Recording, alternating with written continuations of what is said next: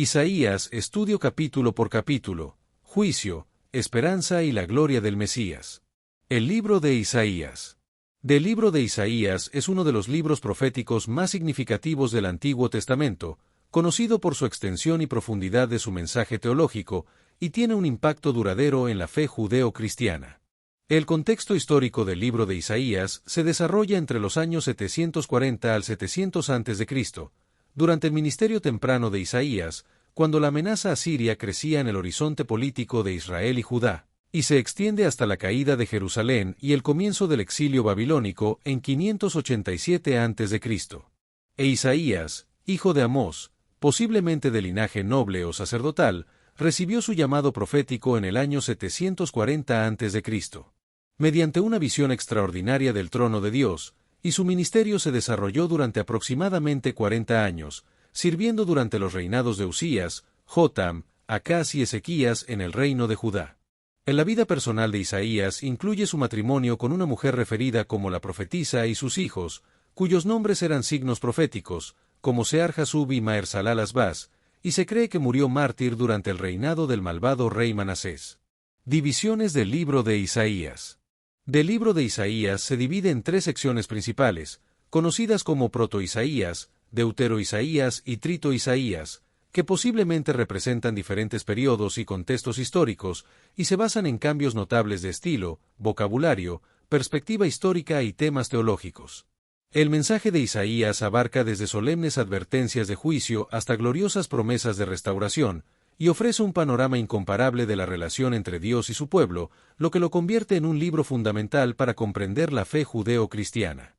La erudición bíblica moderna sostiene que la división del libro de Isaías en tres secciones principales es importante para entender el contexto histórico y teológico de cada sección, y para apreciar la riqueza y complejidad del mensaje de Isaías. Autoría del libro de Isaías. Del libro de Isaías se considera tradicionalmente como obra de un solo autor, lo que reconoce la unidad teológica del libro mientras respeta su complejidad literaria e histórica. Proto-Isaías, capítulos 1 al 39. Del libro de Isaías se divide en tres secciones principales. Proto-Isaías, capítulos 1 al 39, que aborda juicios contra Judá e Israel, oráculos contra naciones extranjeras y narrativas históricas de Ezequías en el siglo VIII a.C. Deutero-Isaías, capítulos 40 al 55, que se centra en mensajes de consuelo. Cantos del siervo y la restauración de Israel durante el exilio babilónico en el siglo VI a.C., y Trito-Isaías, capítulos 56 al 66, que trata sobre la nueva Jerusalén, el nuevo cielo y la tierra, y la adoración verdadera en el período post-exilio. En los capítulos 1 al 5 del libro de Isaías presentan el juicio divino sobre Judá y Jerusalén, donde Dios convoca a los cielos y la tierra como testigos y expone la ingratitud e insensatez de Israel, comparándolos desfavorablemente con animales que reconocen a sus dueños, y rechaza el culto vacío que no va acompañado de justicia. En el capítulo 5, se presenta la alegoría de la viña, que representa a Israel como una plantación cuidadosamente cultivada por Dios que produce uvas silvestres en lugar de uvas buenas, simbolizando la injusticia y el clamor, y establece el tono solemne del libro, confrontando al pueblo con su infidelidad y corrupción. El capítulo 6 describe el llamado de Isaías y la visión del trono de Dios, donde el profeta contempla al Señor alto y sublime con serafines que proclaman la triple santidad divina, y se siente indigno y confiesa su impureza, pero es purificado simbólicamente por un serafín que le toca los labios con un carbón encendido, lo que lo capacita para el servicio profético. En la comisión profética de Isaías se establece en el capítulo 6, donde Dios le encomienda un ministerio difícil de proclamar un mensaje que endurecerá a muchos oyentes, lo que constituye el fundamento espiritual del ministerio de Isaías y anticipa el tema de la gracia restauradora que se desarrollará a lo largo del libro. En la visión de Dios revela su trascendencia y su inmanencia a los asuntos humanos, estableciendo un tema teológico que se desarrollará a lo largo del libro, enfatizando la santidad divina con el énfasis en Santo, Santo, Santo.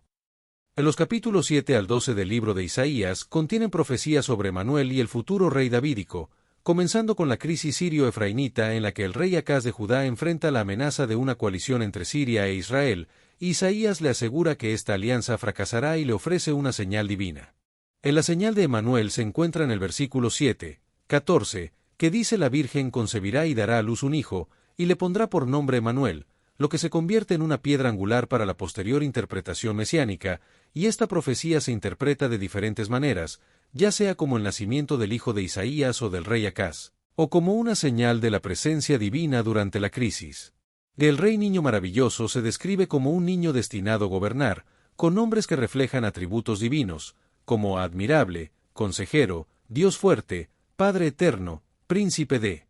paz, y su gobierno justo restaurará el trono de David, mientras que el retoño de Isaí saldrá del tronco de Isaí y juzgará con justicia, estableciendo un reino de paz cósmica. La sección concluye con cánticos de acción de gracias en el capítulo 12, anticipando la alegría del pueblo redimido que sacará agua con gozo de las fuentes de la salvación, y el significado de la profecía de Emanuel se interpreta de diferentes maneras, desde su contexto histórico inmediato hasta su interpretación cristiana posterior, que lo relaciona con el nacimiento virginal de Jesús. El término hebreo alma se traduce como mujer joven en edad de casarse, sin especificar explícitamente la virginidad, pero la Septuaginta griega lo tradujo como partenos, virgen, lo que sirve de base para la interpretación cristiana posterior, y la profecía de Emanuel funciona en múltiples niveles temporales, proporcionando seguridad inmediata de la presencia protectora de Dios frente a la crisis asiria, y también se interpreta como cumplida definitivamente en el nacimiento virginal de Jesús. En la interpretación de los capítulos 13 al 23 de Isaías destaca la práctica de la relectura profética, donde textos antiguos adquieren nuevos significados en diferentes contextos históricos de salvación, y se centra en los oráculos contra las naciones extranjeras, como Babilonia, Asiria, Filistea, Moab, Egipto y Tiro, que enfrentarán el juicio divino por su orgullo, violencia y opresión. En los oráculos contra estas naciones revelan que el gobierno soberano de Dios se extiende más allá de Israel, abarcando todas las naciones, y que incluso en estos mensajes de juicio aparecen rayos de esperanza, como la visión del capítulo 19 donde Egipto y Asiria adorarán junto con el pueblo de Dios y serán llamados bendición en medio de la tierra. En la sección de los capítulos 24 al 27, conocida como la pequeña Apocalipsis, trasciende los contextos históricos particulares para ofrecer una visión cósmica del juicio y salvación divinos, describiendo un devastador juicio universal que afecta a toda la tierra, pero que da paso a la esperanza en los capítulos 25 al 27, donde Dios prepara un banquete en el monte Sión para todos los pueblos y promete resurrección y destrucción de la muerte. En los capítulos 28 al 33 contienen una serie de oráculos que comienzan con la exclamación ¡ay!, y denuncian la falsa seguridad, los planes políticos carentes de fe, y la corrupción moral de los líderes, como los líderes ebrios de Samaria y Jerusalén, los que buscan protección humana y los destructores, y anuncian el juicio contra Asiria y la promesa de restauración para Jerusalén.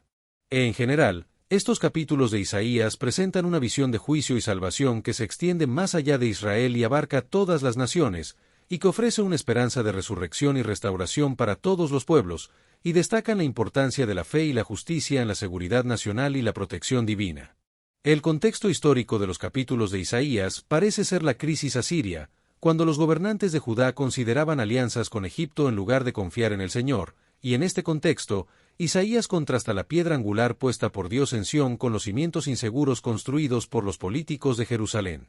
En los capítulos 34 y 35 forman un díptico dramático que contrasta los destinos opuestos de los enemigos de Dios y su pueblo redimido, donde el capítulo 34 describe un juicio cósmico que recae específicamente sobre Edom, y el capítulo 35 utiliza imágenes de transformación radical, como el desierto que florece y los redimidos que regresan a Sión con cantos eternos. En los capítulos 36 al 39 narran historias del rey Ezequías, incluyendo la crisis asiria, cuando Sennacherib amenaza a Jerusalén y Ezequías busca el consejo de Isaías y la intervención divina, así como la enfermedad y recuperación de Ezequías, y la embajada babilónica, donde Isaías predice el futuro exilio babilónico. De estos capítulos narrativos ilustran temas clave de Isaías, como la soberanía divina sobre las naciones, las consecuencias del orgullo humano, y la respuesta de Dios a la oración sincera, y la liberación milagrosa de Jerusalén del asedio asirio confirma las advertencias anteriores contra las alianzas con Egipto y la confianza en la fuerza militar.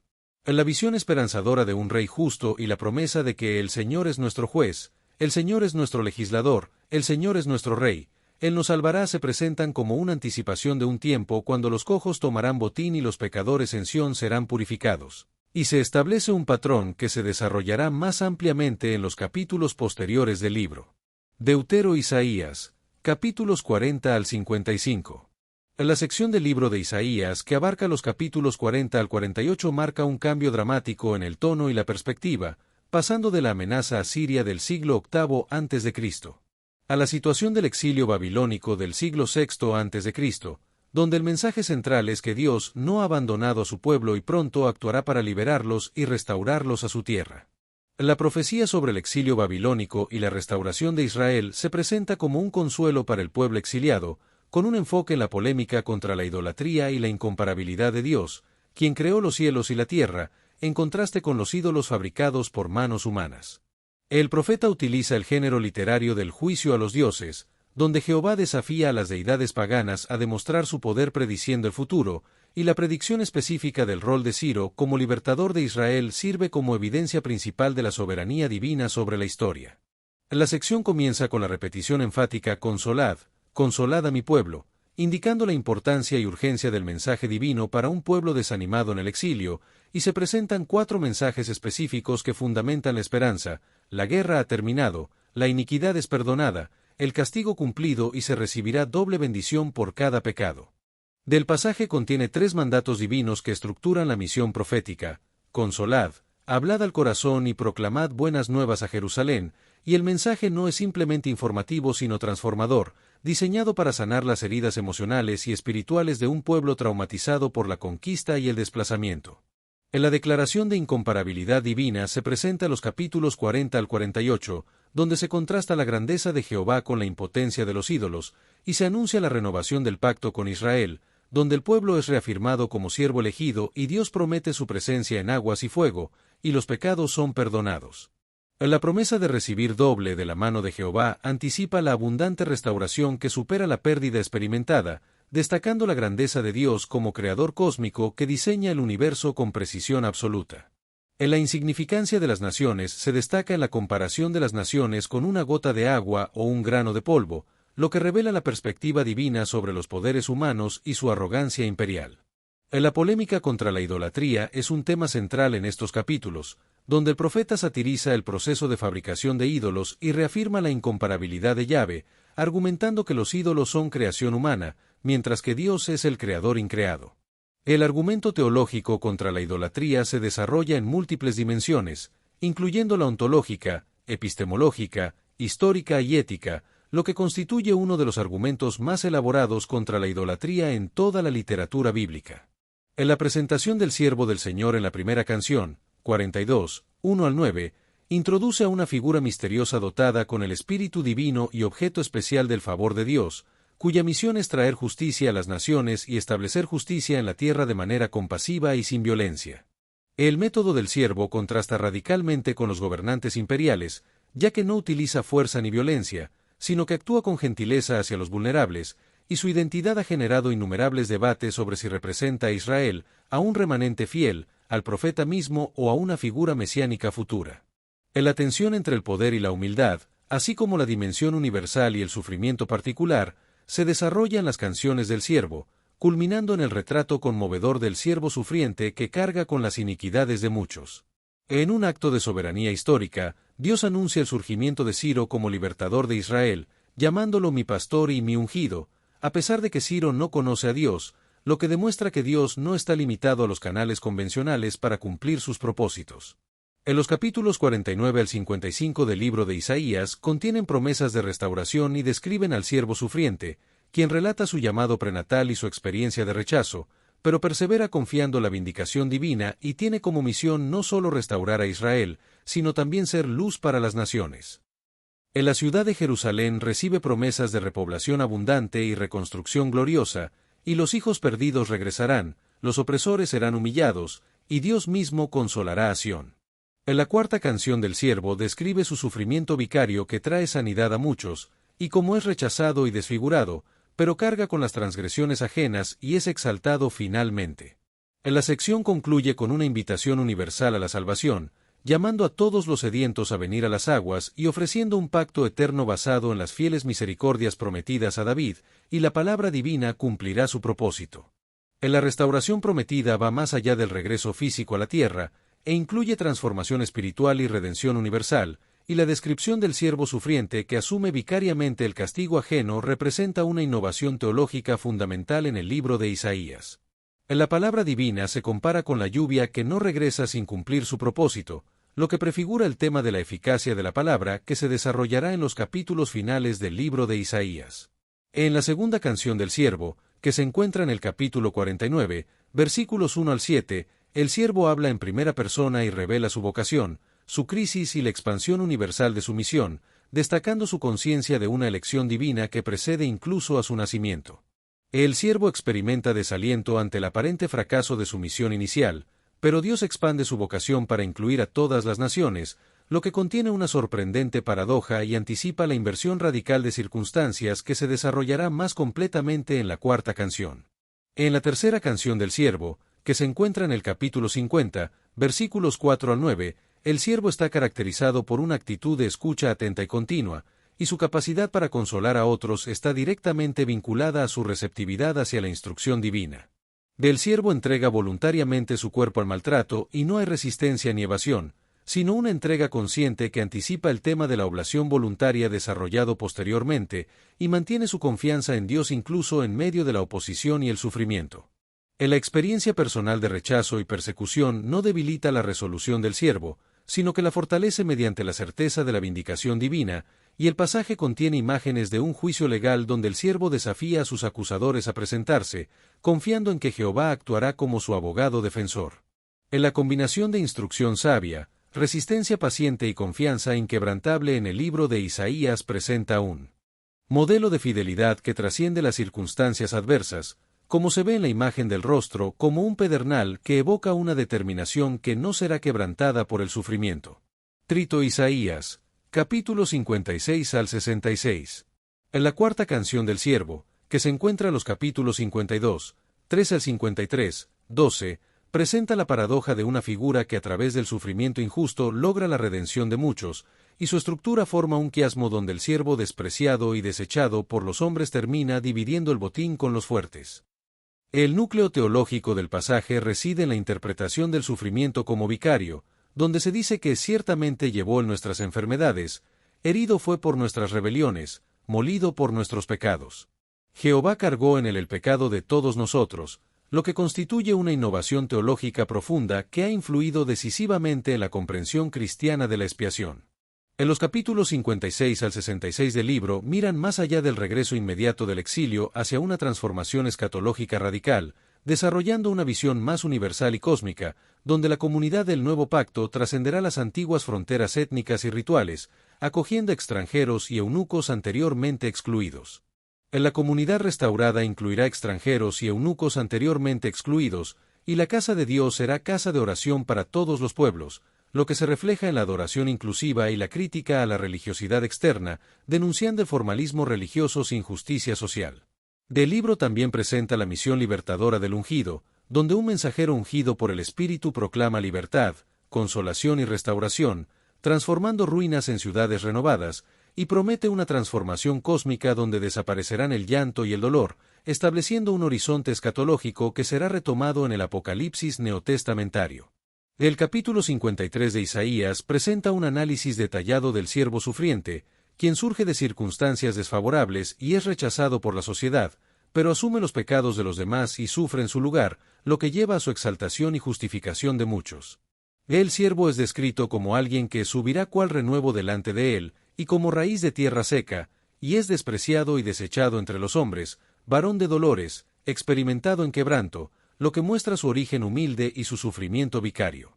En la teología de la expiación en Isaías 53 se centra en la transferencia de la culpa, el sacrificio voluntario y la sustitución judicial, donde Jehová carga en el siervo el pecado de todos, y el siervo asume voluntariamente el castigo que otros merecían, lo que lleva a la justificación efectiva de muchos. Del pasaje utiliza un lenguaje sacrificial y expiatorio, como cordero llevado al matadero y cortado de la tierra de los vivientes, y presenta una innovación profunda en el pensamiento bíblico, al interpretar el sufrimiento inocente como mecanismo redentor. En la confesión en primera persona plural, todos nosotros, sugiere una revelación comunitaria tardía que reconoce haber malinterpretado completamente el significado del sufrimiento del siervo, y el resultado del sufrimiento vicario es la declaración de justicia para quienes estaban bajo condenación, como se dice en el versículo 53, 11. Mi siervo justo justificará a muchos, y llevará las iniquidades de ellos. Del capítulo 53 de Isaías proporciona el fundamento teológico más elaborado del Antiguo Testamento para la doctrina de la expiación sustitutiva, y sintetiza elementos de diferentes tradiciones teológicas, como la ofrenda por el pecado, Asam, el siervo intercesor y el justo sufriente, creando una nueva comprensión del sufrimiento redentor. El texto analiza la inversión radical de perspectiva en la religión, anticipando la reinterpretación cristiana de la cruz como victoria a través de la aparente derrota, y destaca la importancia de la práctica espiritual auténtica que se manifiesta en transformación social tangible. El profeta Isaías denuncia el ayuno ritualista y desconectado de la justicia social, y en su lugar, presenta el verdadero ayuno como una práctica que involucra acciones concretas de liberación, generosidad y solidaridad con los oprimidos y necesitados. Como se ve en el pasaje, no es más bien el ayuno que yo escogí, desatar las ligaduras de impiedad, soltar las cargas de opresión, dejar libres a los quebrantados, y romper todo yugo.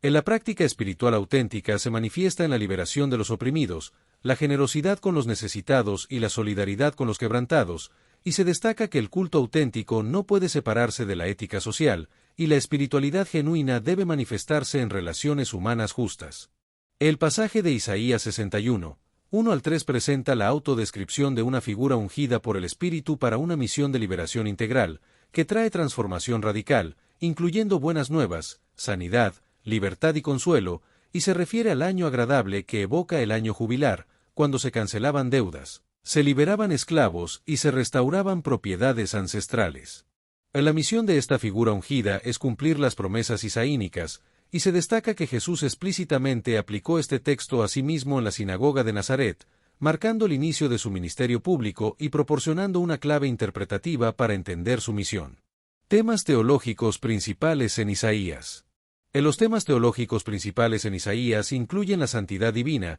que implica trascendencia absoluta y compromiso ético con la justicia y compasión, y la soberanía universal, que presenta a Dios como gobernante supremo de la historia y las naciones, y se destaca que Dios es el Santo de Israel, un título que aparece 25 veces en el texto. El libro de Isaías desarrolla una teología rica y compleja que integra diversos temas en una visión coherente, destacando la tensión entre el juicio y la salvación, donde Dios purifica a través del castigo, pero con un propósito redentor final. La promesa de un rey justo descendiente de David es un tema central en el libro, y este rey tendrá atributos divinos y reinará con perfecta justicia, estableciendo un reino de paz. El remanente fiel es un grupo minoritario que permanece fiel a Dios en medio de la apostasía general y será el núcleo de la comunidad restaurada tras el juicio, y su promesa inicial se encuentra en el versículo 10, 22, donde se dice que un remanente de él volverá. La figura del siervo de Yahvé es central en el libro y tiene una misión que trasciende fronteras étnicas para convertirse en luz de las naciones, lo que crea una dialéctica teológica fructífera que influirá profundamente en el desarrollo posterior del pensamiento judío y cristiano. La santidad de Dios es un atributo divino fundamental en el libro de Isaías, y se repite 3 veces en la declaración Santo, Santo, Santo es Jehová de los ejércitos, enfatizando la centralidad de la santidad en la naturaleza divina y su compromiso con la justicia y la oposición a la opresión y la injusticia. La visión de santidad en Isaías 6 marca al profeta de manera indeleble, estableciendo la tensión entre la majestad divina trascendente y su presencia inmanente en la historia humana, y la santidad produce simultáneamente juicio purificador y redención transformadora. El remanente fiel emerge tras un proceso de purificación, como se menciona en el versículo 4, 3 y 4, donde se dice que el que quedare en Jerusalén será llamado santo, cuando el Señor haya limpiado las inmundicias, con espíritu de juicio y espíritu de devastación. La progresiva universalización de la salvación es un tema distintivo en el libro de Isaías, donde las promesas iniciales se centran en el remanente de Israel, pero gradualmente se expanden para incluir a las naciones gentiles, creando una visión coherente de la historia que avanza hacia la transformación escatológica donde la justicia divina prevalecerá universalmente. El concepto del remanente en el libro de Isaías constituye un puente teológico entre el juicio y la esperanza, ya que un grupo purificado de sobrevivientes establecerá una relación auténtica con Dios que eventualmente beneficiará a todas las naciones. En la teología del remanente evoluciona a lo largo del libro, desde una concepción primariamente cuantitativa hacia una comprensión cualitativa, enfocándose en aquellos que confían auténticamente en Jehová, el Santo de Israel. El remanente fiel se convierte en el núcleo de una comunidad renovada que eventualmente incluirá extranjeros y excluidos, superando las barreras étnicas y rituales, y demostrando la dialéctica entre particularidad y universalidad característica de la visión teológica de Isaías. La soberanía divina en la historia es un tema central en el libro de Isaías, donde Dios es presentado como el Señor de las naciones, con el poder de determinar el curso de los eventos y juzgar a las naciones según un estándar de justicia universal. Los imperios más poderosos son vistos como meros instrumentos en el plan divino, usados para propósitos específicos y limitados por la voluntad soberana de Dios, como se menciona en el versículo Jehová de los ejércitos tiene determinado, ¿y quién invalidará? La historia avanza hacia una culminación redentora donde todas las naciones participarán en la salvación definitiva, como se describe en el versículo Jehová de los ejércitos hará en este monte a todos los pueblos banquete de manjares, destruirá a la muerte para siempre. En la predicción del surgimiento y caída de naciones específicas, incluida la notable mención de Ciro por nombre, subraya la comprensión providencial de la historia en el libro de Isaías, y destaca la interacción dinámica entre libertad humana y providencia divina. En la revelación de que Dios declara el fin desde el principio no promueve fatalismo sino confianza en que los propósitos divinos prevalecerán a pesar de la resistencia humana, y se enfatiza la responsabilidad humana en la toma de decisiones morales, como se ve en la confrontación constante a líderes y pueblos por sus decisiones. En la perspectiva histórico-teológica presentada en el libro de Isaías proporcionó esperanza a un pueblo que enfrentaba crisis nacionales devastadoras, destacando el juicio divino como un proceso de purificación que consume lo impuro y restaura la relación pactual. El pecado y el juicio purificador. El diagnóstico del pecado en el libro de Isaías reconoce la corrupción que afecta a toda la nación, como se menciona en el versículo 1, 6, desde la planta del pie hasta la cabeza no hay en él cosa sana, y el juicio purificador es descrito como un fuego refinador que consume lo impuro, como se dice en el versículo 1, 25. Te limpiaré hasta lo más puro de tus escorias, y quitaré toda tu impureza. La preservación del remanente es un tema importante en el libro de Isaías, donde un resto sobrevive el proceso de purificación como semilla de renovación, como se menciona en el versículo 1, 9, si Jehová no nos hubiese dejado un resto pequeño, seríamos como Sodoma, y la restauración transformadora se describe como una renovación completa de la comunidad. Como se dice en el versículo 1, 26, restauraré tus jueces como al principio, después de esto serás llamada ciudad de justicia, ciudad fiel. En la interpretación del juicio divino en el libro de Isaías es distintiva, ya que no se considera como una mera retribución punitiva, sino como un proceso purificador con intención redentora, ilustrado por la metáfora metalúrgica del fundidor que refina la plata y el oro, eliminando las escorias e impurezas.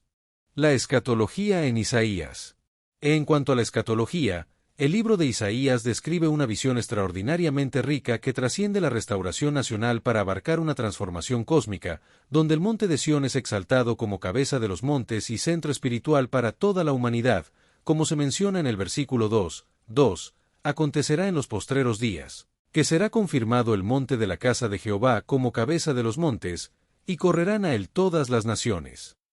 La paz universal y el desarme son temas importantes en la visión escatológica de Isaías, donde se describe una transformación radical de las relaciones internacionales, como se menciona en el versículo 2, 4, forjarán sus espadas en reales de arado y sus lanzas en hoces, no alzará espada nación contra nación, ni se adiestrarán más para la guerra.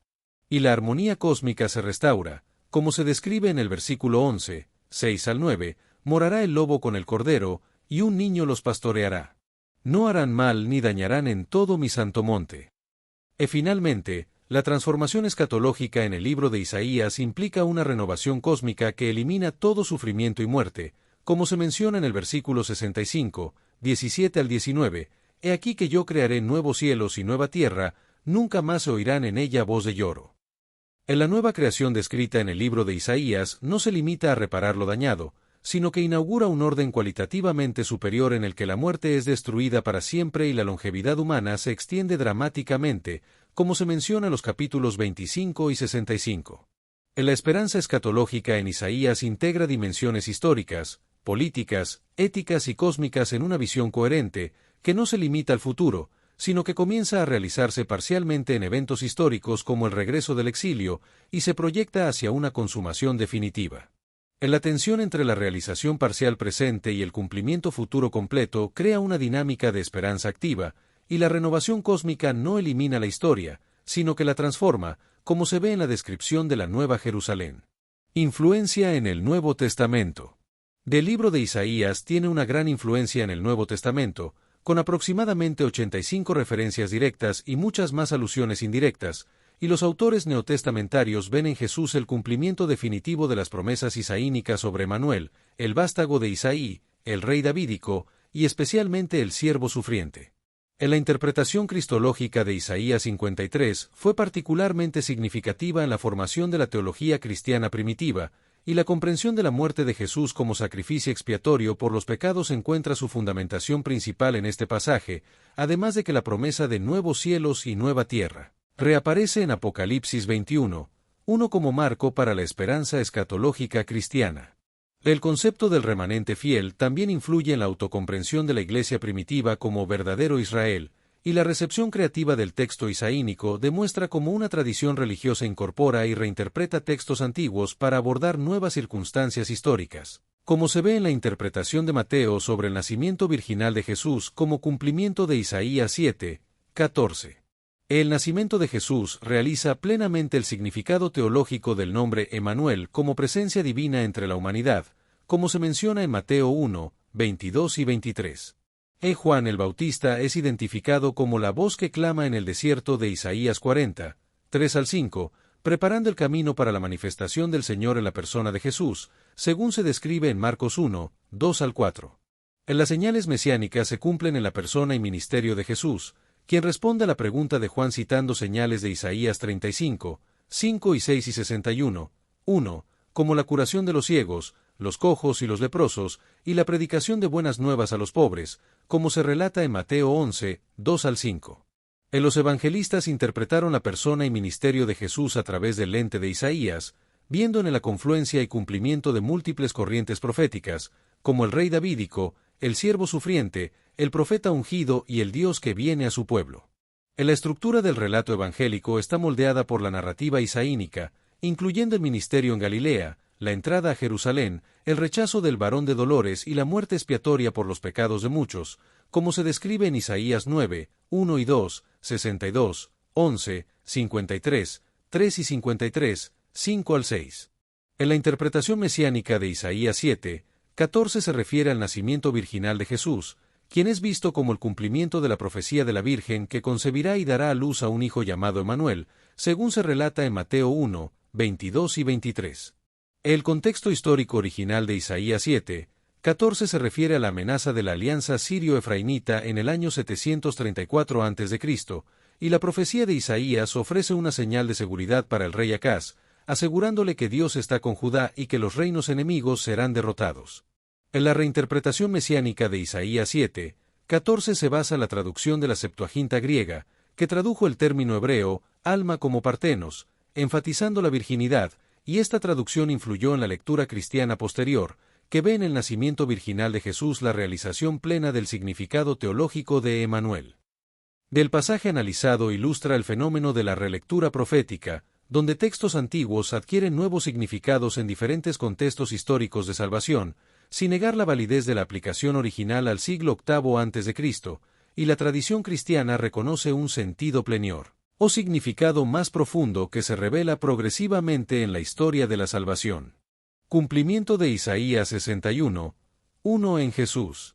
En la misión de Jesús se relaciona con el cumplimiento de Isaías 61, 1, donde Jesús lee este texto en la sinagoga de Nazaret y declara que se ha cumplido esta escritura delante de ellos, estableciendo este texto como manifiesto de su misión, y los evangelios presentan a Jesús implementando sistemáticamente los aspectos de Isaías 61, como predicar buenas noticias a los pobres, sanar corazones quebrantados y liberar cautivos de enfermedades y posesión. En la omisión significativa de Jesús al detener su lectura antes de la frase «el día de venganza del Dios nuestro» posiblemente indica que este aspecto de la profecía correspondería a su segunda venida, no a su primera misión centrada en la gracia, y Lucas enfatiza que Jesús realiza su ministerio en el poder del Espíritu, precisamente como Isaías 61. 1 anticipa. La apropiación de Isaías 61 por Jesús representa un momento definitorio para entender su autoconciencia mesiánica y la naturaleza de su misión, y la proclamación del año agradable del Señor evoca el año jubilar de Levítico 25,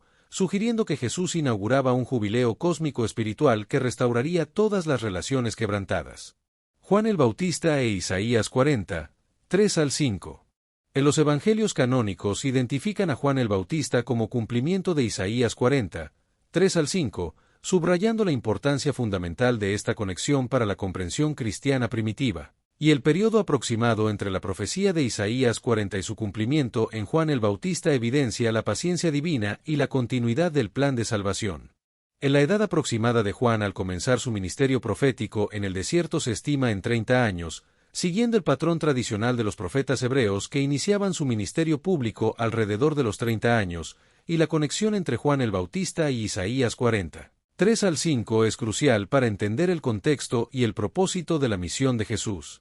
El pasaje de Isaías 40, 3 al 5 se refiere originalmente a la preparación de un camino en el desierto para el regreso de los exiliados judíos de Babilonia, simbolizando también el retorno de la presencia divina a Jerusalén, y es reinterpretado por los evangelistas como la preparación del camino para la manifestación de Dios en Jesucristo a través de Juan el Bautista. Juan el Bautista personifica la voz preparatoria en múltiples niveles, incluyendo la geografía, la vestimenta, la dieta y la teología, y su ministerio representa la culminación de la tradición profética del Antiguo Testamento y el puente hacia la era mesiánica. En la declaración de Jesús sobre Juan el Bautista, entre los nacidos de mujer no se ha levantado otro mayor que Juan el Bautista, subraya su rol como el último y más grande profeta del antiguo orden, que da paso al nuevo pacto. Imágenes y símbolos recurrentes. El lenguaje de Isaías está lleno de imágenes y símbolos recurrentes que comunican verdades teológicas profundas, como la viña, que representa a Israel como una plantación cuidadosamente cultivada por Dios, esperando fruto de justicia pero produciendo injusticia. Otras imágenes y símbolos importantes en Isaías incluyen el desierto transformado, que simboliza la renovación radical que Dios efectúa, el monte de Sión, que funciona como símbolo cósmico donde convergen cielo y tierra, y el fuego purificador, que representa el juicio divino que consume impurezas para restaurar. La alegoría de la viña. La alegoría de la viña del Señor en Isaías 5, 1 al 7 presenta la relación entre Dios e Israel como un viñador y su viña, destacando el amor divino, el cuidado meticuloso y la expectativa de fruto, así como la decepción y el juicio purificador que resultan de la infidelidad de Israel. En la parábola de la viña comienza como un cántico de amor y se transforma en lamento por la infidelidad, describiendo el cuidado minucioso del viñador y la remoción de protección para renovación futura, lo que ilustra la soberanía divina y la dependencia creatural.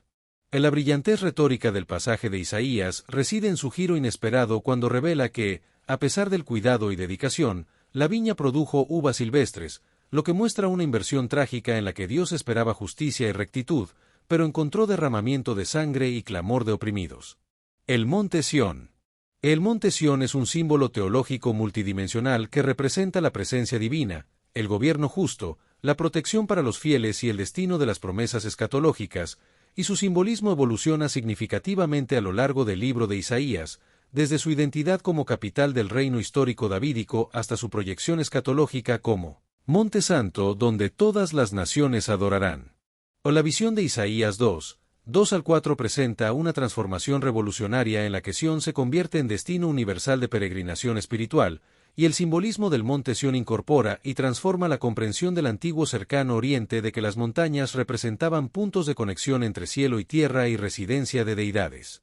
En la dialéctica entre el Sión histórico, frecuentemente corrupto y bajo juicio, y el Sión ideal, purificado y glorioso, crea una tensión dinámica que impulsa la esperanza profética hacia la intervención divina definitiva que reconciliará la realidad con el ideal, y Sión representa seguridad en medio de la turbulencia histórica y transformación escatológica. La transformación del desierto. En la transformación del desierto en jardín florido es una de las imágenes más poderosas y recurrentes en Isaías para representar la restauración divina, y esta imagen se utiliza para mostrar la intervención divina que puede transformar situaciones difíciles y crear un futuro mejor. En la metáfora del desierto en el libro de Isaías opera en múltiples niveles, incluyendo la restauración ecológica, el renacimiento nacional, la renovación espiritual y la transformación cósmica final, representando la capacidad divina de revertir situaciones humanamente irreversibles. El desierto es un espacio ambivalente que representa tanto la prueba como el encuentro con Dios, y la carencia como la dependencia y provisión divina, y su transformación se convierte en una parábola visual de toda restauración, ya sea nacional, espiritual, personal o cósmica. En la intervención divina en el desierto se describe como la apertura de ríos y fuentes en lugares áridos, y la transformación del desierto en un lugar fértil, revelando la presencia divina y la gloria de Jehová, como se menciona en los versículos 41, 18 y 35, 1 al 2. Relevancia contemporánea. Del libro de Isaías contiene 66 capítulos y 1292 versículos, ofreciendo un inmenso caudal de sabiduría divina aplicable a la realidad contemporánea, y su mensaje ha demostrado ser relevante y aplicable a lo largo de aproximadamente 2700 años y en diferentes contextos históricos. El mensaje de Isaías continúa ofreciendo orientación relevante para el mundo actual, con un énfasis en la justicia social, la denuncia de rituales religiosos vacíos y la crítica profética a la idolatría, y se estima que aproximadamente 21 versículos de Isaías son citados o referenciados diariamente en medios de comunicación, discursos, literatura y sermones alrededor del mundo. En la relevancia del libro de Isaías se puede ver en su continua influencia cultural, y su capacidad para desafiar la religiosidad superficial y la idolatría en una cultura que absolutiza el consumo, el poder, la tecnología o el nacionalismo, como se menciona en el versículo 1, 17, que enfatiza la importancia de aprender a hacer el bien y buscar la justicia. El estudio analiza la promesa de consuelo divino en tiempos de crisis, ofreciendo esperanza en un mundo marcado por incertidumbre y trauma colectivo, y presentando una visión de nuevos cielos y nueva tierra que trasciende los ciclos de violencia y destrucción. El libro de Isaías aborda temas de justicia social, denunciando la opresión económica, la corrupción judicial y la explotación de los pobres, y defendiendo a los vulnerables, como se ve en pasajes como «Hay de los que juntan casa a casa, y añaden heredad a heredad hasta ocuparlo todo». 5, 8. Y aprended a hacer el bien, buscad el juicio, restituid al agraviado, haced justicia al huérfano, amparad a la viuda. 1, 17. La preocupación por la justicia social es un tema central en Isaías, y se establece una conexión inseparable entre adoración auténtica y práctica de la justicia, como se ve en Isaías 58, donde el verdadero ayuno implica desatar las ligaduras de impiedad y soltar las cargas de opresión. En la visión escatológica del libro incluye la transformación de las estructuras sociales, y desafía cualquier interpretación de la fe que separe la piedad personal de la responsabilidad social, estableciendo la búsqueda de justicia como imperativo arraigado en la naturaleza misma de Dios. La sección también analiza la idolatría moderna a la luz de Isaías, criticando el materialismo y consumismo, la absolutización de la tecnología y la ciencia, el nacionalismo y el poder político, y el individualismo y culto al yo, como se ve en pasajes como «Se llenan de plata y oro, sus tesoros no tienen fin». 2, 7, y «Confiar en el hombre cuyo aliento está en su nariz». 2, 22. El texto analiza la sustitución de Dios por la autonomía individual y la idolatría en la sociedad moderna, destacando que la crítica profética de Isaías contra la fabricación de ídolos sigue siendo relevante en la actualidad, ya que la dinámica fundamental de la idolatría persiste en la absolutización de realidades relativas y la consiguiente esclavitud a lo que debería estar subordinado. El diagnóstico de la idolatría según Isaías identifica su raíz en el deseo humano de control, y la crítica profética invita a examinar críticamente qué realidades ocupan el lugar central en nuestras vidas, determinando nuestras prioridades, decisiones y sentido de identidad, ya que cualquier realidad que usurpe el lugar de Dios se convierte inevitablemente en fuente de esclavitud en vez de liberación. Consuelo divino en tiempos de crisis. El capítulo 40 de Isaías ofrece un mensaje de consuelo divino personal en tiempos de crisis, dirigido al corazón de Jerusalén, y proporciona una perspectiva trascendente que relativiza las crisis temporales a través de la contemplación de la grandeza divina, como se ve en preguntas como ¿a qué, pues, me haréis semejante? Y ¿quién midió las aguas con el hueco de su mano? El pasaje de Isaías 40 también promete renovación de fuerzas para quienes confían pacientemente en Jehová, como se expresa en la frase: los que esperan en Jehová tendrán nuevas fuerzas, levantarán alas como las águilas, correrán, y no se cansarán, caminarán, y no se fatigarán, y ofrece recursos espirituales excepcionales para enfrentar tiempos de crisis, tanto personales como colectivas. El mensaje de esperanza en medio del sufrimiento se presenta en el libro de Isaías, que enfrenta directamente la realidad del sufrimiento humano sin ofrecer explicaciones simplistas, y en su lugar, presenta una visión dinámica donde el sufrimiento está enmarcado dentro de un propósito redentor más amplio que culminará en transformación y renovación, como se ve en la invitación a levantar los ojos a lo alto para contemplar la soberanía del Creador que cuenta el número de las estrellas y llama a todas por sus nombres. El profeta Isaías ofrece una interpretación revolucionaria del sufrimiento en el retrato del siervo sufriente, donde el sufrimiento injusto asumido voluntariamente se convierte en medio de sanación para otros, transformando la comprensión del dolor y despojándolo de su carácter definitivo y absoluto. En la esperanza isaínica se fundamenta la soberanía y fidelidad de Dios, quien promete no apartar su misericordia y mantener el pacto de paz, como se menciona en Isaías 54, 10, y no es un optimismo superficial que ignora las realidades dolorosas. Isaías no minimiza el sufrimiento, sino que lo nombra honestamente, como se ve en Isaías 53, 4, y destaca que el sufrimiento es real y significativo en la economía divina, pero puede convertirse en instrumento de redención y transformación, como se menciona en Isaías 53, 5. En la perspectiva divina relativiza la duración del sufrimiento frente a la eternidad del propósito redentor, como se menciona en Isaías 54, 7, y garantiza que el sufrimiento no tendrá la última palabra en la historia divina, como se ve en Isaías 65, 17. El versículo de Isaías 26, 3 promete una paz perfecta a aquellos que perseveran en su pensamiento en Dios, y esta paz se fundamenta en la soberanía divina sobre la historia, la fidelidad inquebrantable del pacto, el propósito redentor y la promesa de renovación cósmica final.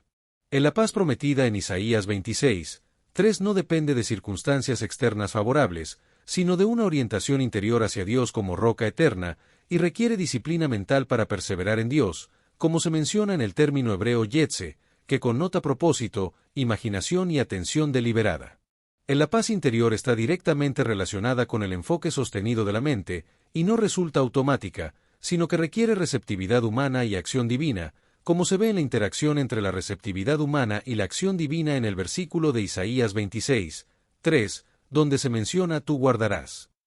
En la confianza en Jehová es una dimensión comunitaria, donde la paz perfecta no implica ausencia de conflictos externos, sino estabilidad interior anclada en la confianza en el Señor Jehová, fortaleza eterna, incluso en medio de circunstancias turbulentas. La adoración verdadera.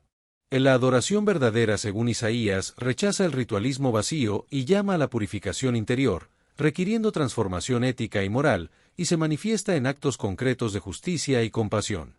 En la práctica de la justicia es fundamental en la adoración auténtica, como se ve en el llamado a desatar las ligaduras de impiedad, soltar las cargas de opresión, y la adoración universal inclusiva se refleja en la visión de que mi casa será llamada casa de oración para todos los pueblos.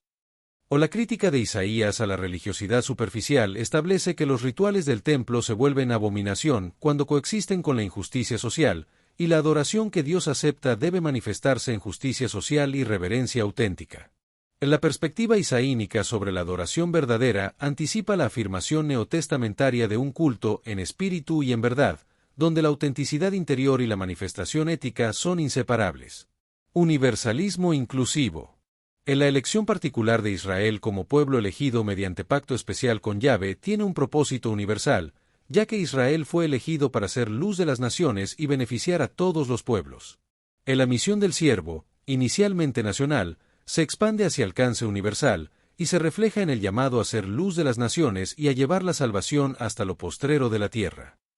El estudio analiza la peregrinación de las naciones hacia el Dios de Israel, destacando que todas las naciones eventualmente reconocerán al Dios de Israel y que el libro de Isaías desarrolla una visión universalista de salvación que trasciende fronteras étnicas y nacionales. En la visión universalista del libro de Isaías se expresa en la idea de que Israel existe como luz para las naciones para extender el conocimiento de Dios a todos los pueblos, y que incluso antiguos enemigos como Egipto y Asiria serán colocados en pie de igualdad con el pueblo elegido.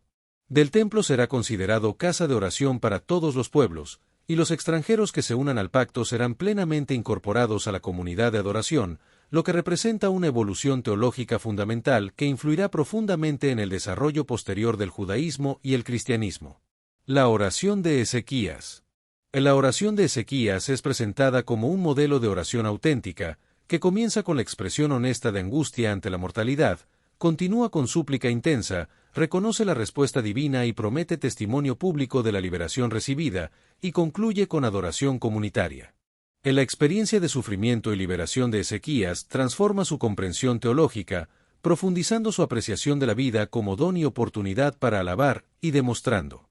cómo las experiencias de crisis pueden convertirse en catalizadores de crecimiento espiritual cuando son procesadas en diálogo honesto con Dios. Desafíos de interpretación. En la interpretación responsable del libro de Isaías se enfrenta varios desafíos significativos, incluyendo la autoría múltiple, las profecías específicas, el lenguaje simbólico, la interpretación mesiánica y la lectura canónica, que requieren una consideración cuidadosa y una comprensión profunda del contexto y el significado del texto. El estudio del libro de Isaías se enfrenta a varios desafíos, incluyendo la cuestión de la autoría y la unidad literaria, ya que la tradición atribuye el libro al profeta histórico del siglo VIII a.C., pero la erudición moderna identifica diferencias significativas de estilo, vocabulario, perspectiva histórica y teología entre las secciones del libro. La hipótesis de múltiples autores en diferentes periodos sugiere que el libro de Isaías puede haber sido escrito por más de un autor, lo que plantea interrogantes sobre cómo abordar la unidad teológica del libro en su forma final canónica.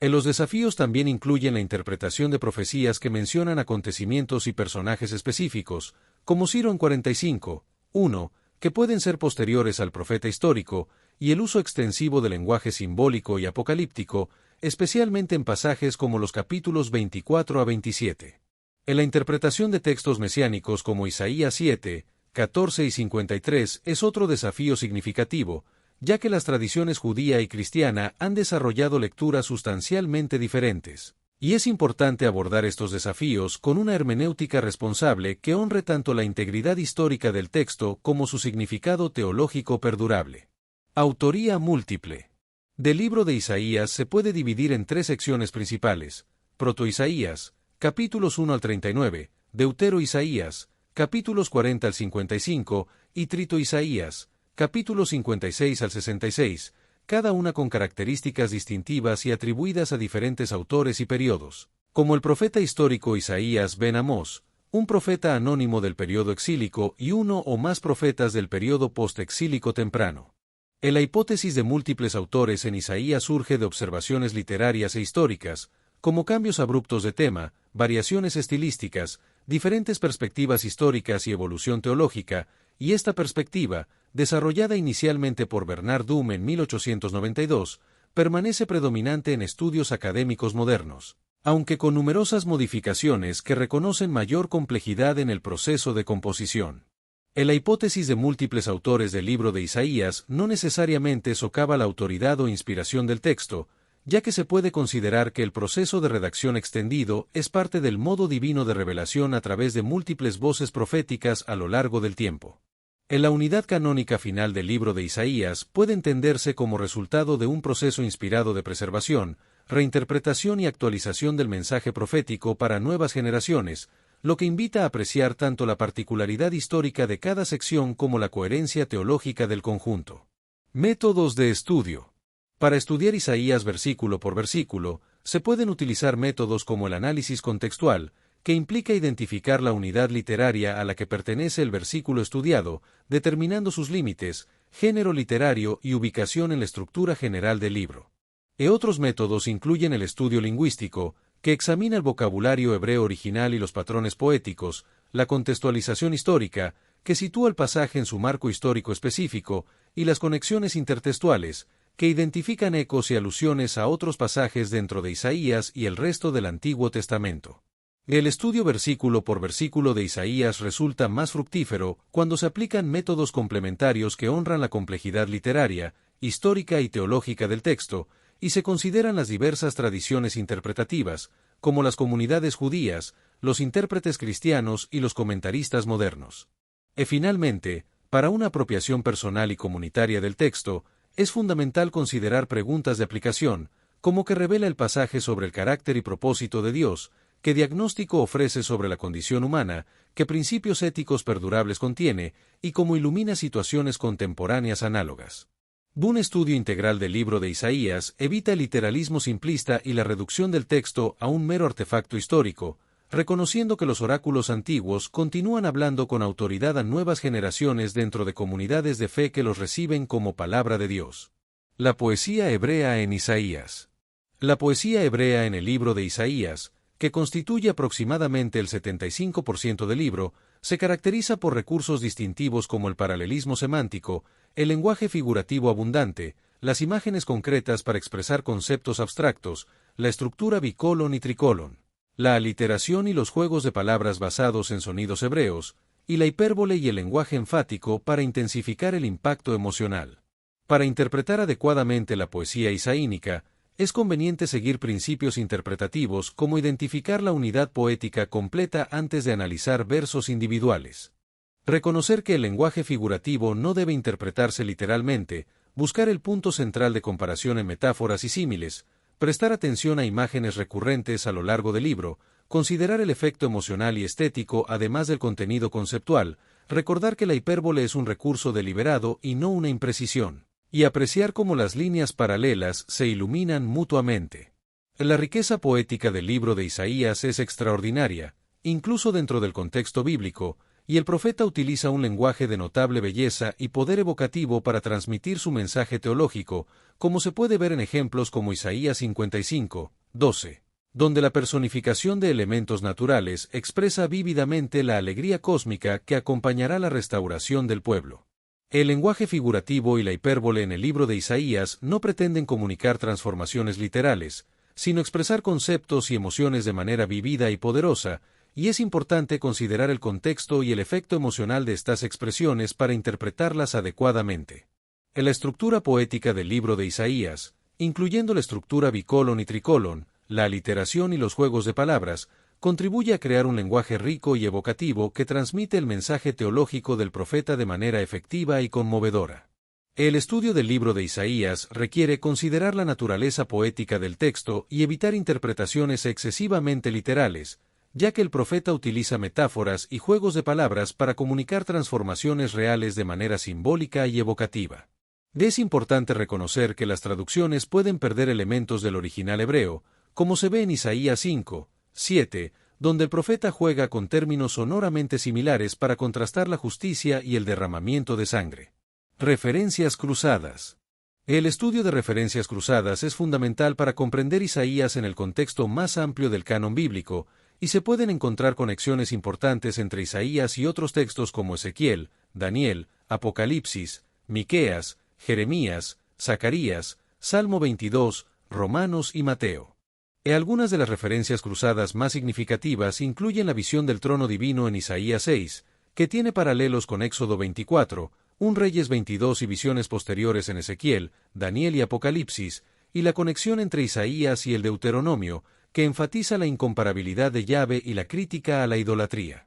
En las imágenes y temas de Isaías, como la viña en Isaías 5 y 27, y las canciones del siervo, encuentran ecos en otros textos bíblicos como Salmo 80 y los Salmos del justo sufriente, y se proyectan hacia las expectativas apocalípticas del judaísmo tardío y el cristianismo primitivo. Recursos para el estudio.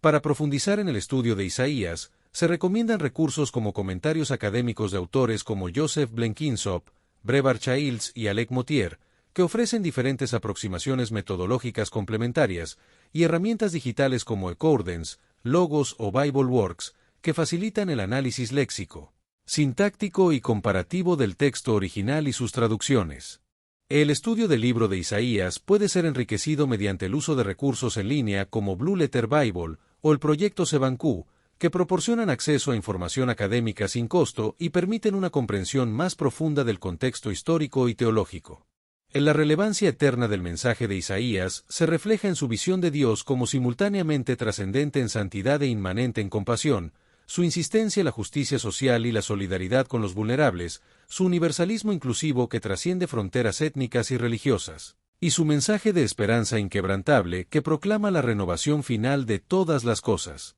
El libro de Isaías ofrece una crítica a la idolatría y a las religiosidades superficiales, y su visión de Dios como redentor y renovador ofrece un correctivo al secularismo y a las desigualdades estructurales y la opresión de los vulnerables, lo que lo hace relevante en el mundo contemporáneo. Compromiso y dedicación.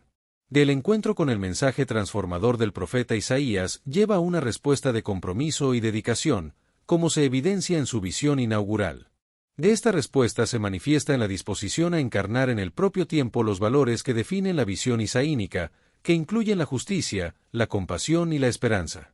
Al igual que el propio profeta, las personas que experimentan este mensaje pueden responder con una actitud de servicio y entrega, expresada en la frase «heme aquí, envíame a mí», lo que refleja un compromiso profundo con los principios y valores que se derivan de la visión del profeta Isaías. Conclusión del video. El libro de Isaías nos recuerda que, aunque el juicio de Dios es real y santo, su misericordia y su promesa de redención son aún más poderosas. A través de cada capítulo, vemos cómo Dios llama a su pueblo al arrepentimiento, pero también cómo prepara el camino para el Mesías, el siervo sufriente, el Rey glorioso y redentor del mundo. Isaías no solo habló a su generación, sino que dejó una palabra viva para la nuestra. Dios es fiel, su justicia es perfecta, y su salvación está disponible para todo aquel que cree. En un mundo lleno de oscuridad, Isaías nos da una luz eterna. El pueblo que andaba en tinieblas vio gran luz, los que moraban en tierra de sombra de muerte, luz resplandeció sobre ellos.